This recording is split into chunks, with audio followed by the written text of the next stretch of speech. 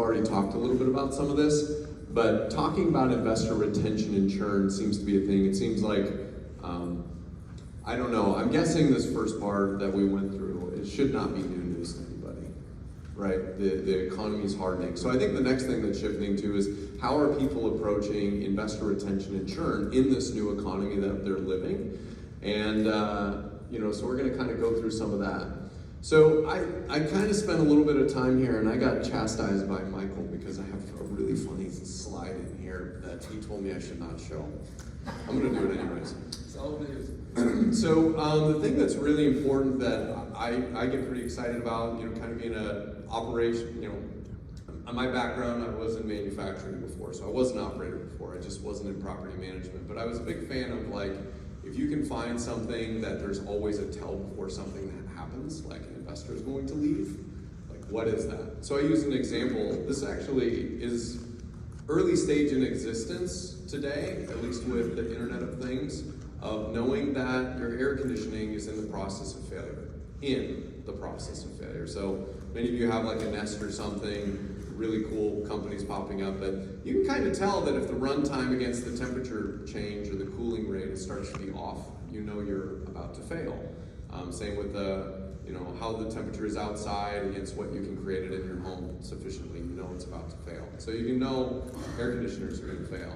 And so I was from manufacturing. It was kind of, everybody's trying to make sure a fatality doesn't happen. And so what do? You gotta say, well, how many times did we get hurt and didn't die? And then you go before that big. How many times did you almost get hurt? And then how many times, if you get to the top, how many times did you almost get hurt? Which is kind of odd, but it's basically unsafe attitude measure. And so this was one that I was contemplating not showing because I think it's kind of funny, but you guys should just laugh and validate me on this one so I can tell Michael he was wrong. But I was sitting there talking about the moment anytime somebody sees something about to happen and you know what's going to be the end of it. Does anybody remember? Thank you. See, Michael? Thank you. Go ahead, no, stop the applauses, stop. And so, if you obviously see these two getting ready to go into a courtroom, you know what's gonna happen. Great show on Netflix, by the way. I did watch it. I appreciate dumpster fires, makes me feel better about my life. So, there's some other things and some good data here that I would like to get the perspective of Deb and Michael. This was stats actually from a little while ago. I actually want to see what it is recently. It's hard because so much change in such short a period of time makes data even statistically difficult. But when we've done the analysis of investors in the past, does anybody service institutional investors, by the way, in here? Or, okay, is everybody retail, accidental landlord? Okay, so no hands? Okay, nobody has hands? Okay, so I'll go back. Does anybody serve institutional investors? Okay, few, okay. So what we ended up finding out is a lot of people think institutional investors care about returns and retail investors do not. They absolutely do. And so what we ended up discovering when we looked year over year, if you are somebody who's managing a rental and the cost to maintain exceeded around 12% of your rent roll, the likelihood to churn was drastically higher. So this graph shows that the average churn owner, didn't matter if it was churned after 1 year, 2 years, 3 years, their annual maintenance spend as a percentage of rent roll was higher, which it's kind of duh. But there is a number, a metric. The other thing that's interesting is we ended up finding out that resident satisfaction rate impacted that.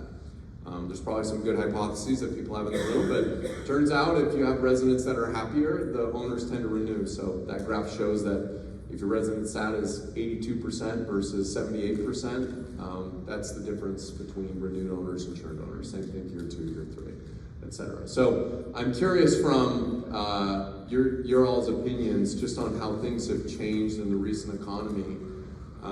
Is it still the same? Is it not? What's kind of changed and shifted in how investors or why they're churning? So I think maintenance spend has always been a really important thing, but as costs go up and income stays flat or goes backwards, it becomes even more important. Resident satisfaction. How do you gauge that, right? A lot of us probably send surveys out, but it's a little tougher. One of the things that you're fighting against, though, is your approval rating, right? When you're out there trying to find new residents, what's your Google rank? What's your Google rating, right? And I told the story yesterday, but my son, who's 6 years old, understands the value of ratings. Every time he wants to download a new game on his iPad, he comes to me and says, and he makes a case for it by telling me that it's got a 4.5 star rating and over 1,000 reviews. He's 6 and he already understands how important it is. Who in here would ever buy anything off of Amazon that had less than 4 stars? So if you have a manager, I see a hand back there. I need to find out why. That's weird. But anyway, so why would you rent from a management company that has less than 4 stars? How are you hurting yourself when you're out there hustling and every lead matters? You have to get some of the basics right. No, it's true, because even if residents see it and the constant review is, they've kept my deposit, they charge me for maintenance, even though we know it may not be an accurate representation of what happened, all of those add up.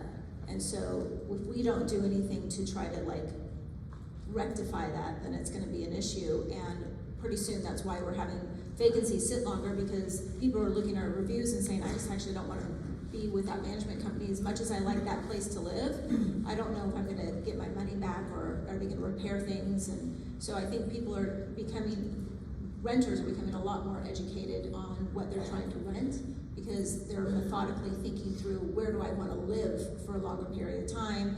I do more remote work or anything like that. So those things do matter, which before they probably didn't matter as much to us as we thought. You know what's interesting is I have some answers here, but or at least in what my perception is, I think the review one is interesting, because I think who would buy something below 4 stars on Amazon is a great question. But I think the difference is who would buy something from Amazon that's below 4 stars when you have options versus 2 years ago when there's only one product and there's only one widget. It's a 2.5. Like, well, I'm gonna roll the dice. I don't care. And so just with the vacancy, how much that matters now, why it matters now, and maybe not even 2 years ago. So that's interesting. So I put up here to summate, investors actually care about 3 things. They care about keeping costs manageable, which is more difficult than ever. I think Michael called that out. Another one is keeping the renters in place, also now harder than ever. And the third one that we're just gonna pretend is up on this slide, I think, is making sure that the experience is good enough that it can attract the next one. I'm gonna add that next time, by the way. I think it's great. So.